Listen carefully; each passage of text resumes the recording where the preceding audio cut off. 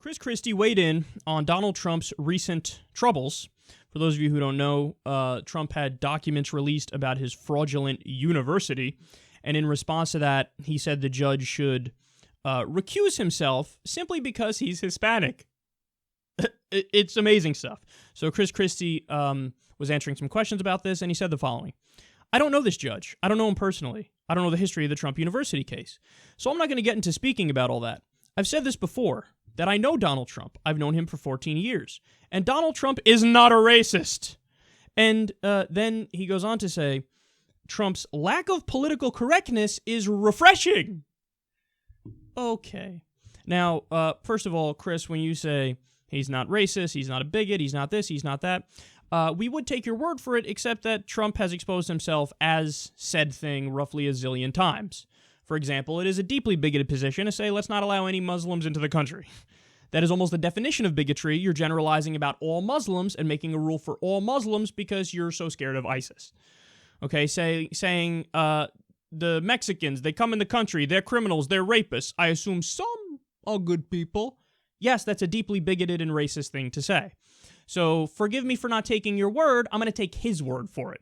Okay. And then the other point is, let's blow up this myth once and for all.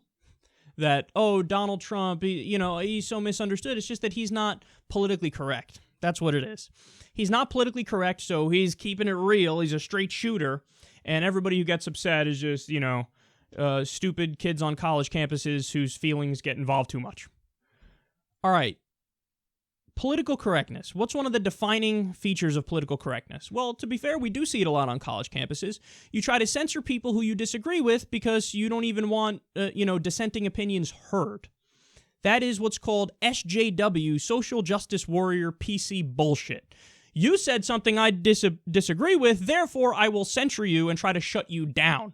That is probably the defining feature of political correctness. Well, Donald Trump threatened to sue Bill Maher over a joke and The Onion over a joke. He's not the antithesis of political correctness. He is a politically correct bitch himself. If you sue people over jokes, nobody gets to say, hey, you're really politically incorrect. You're really busting up those PC bitches. No, you are a PC bitch. Guys, in a rally, Donald Trump said, and I quote, we need to open up our libel laws so we can sue the media. We need to open up our libel laws. So here we have a guy who is flat out anti-First Amendment. Yeah, I'm for free speech unless you say something I don't like, in which case I'm going to censor you, ban you, shut you down, lock you up, do something, open up our libel laws so we can stop people who say things that hurt my feelings. That is the definition of a PC bitch. Don't get it twisted. Just because left-wingers are often tarred with, oh, you guys are the PC ones, doesn't mean that there is no such thing as a right-wing PC bitch. In fact, Donald Trump is exactly that, and if you don't see it, it's because you ain't paying attention.